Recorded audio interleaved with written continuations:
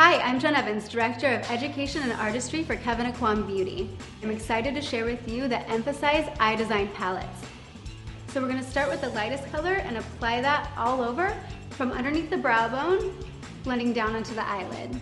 This color is mainly just to highlight under the brow bone, the high arch of the brow, and be a base of shadow for the eyelid. I'm moving to the next color in the eyeshadow palette, and I'm going to apply it all over her eyelid, blending up into her crease. Using the same color, we're going to apply it underneath her eyes. This is just to frame the eye and give it a little bit of structure. Now apply the metallic color in your palette with the pad of your finger. This color goes on almost like a cream, and I love to use it to highlight the center of the eyelid. Move to the next color in the palette and apply it in the crease, blending toward the outer corner of the eye. You can also apply this color under the eye to the outer third and blend up into the crease. Lastly, apply the metallic foil with the Precision Lemon Drop tip. I'm applying it to the inner corner of the eye and a little bit underneath.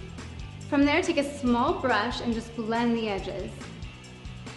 You can also add the foil anywhere you want to really add a pop of metallic shine.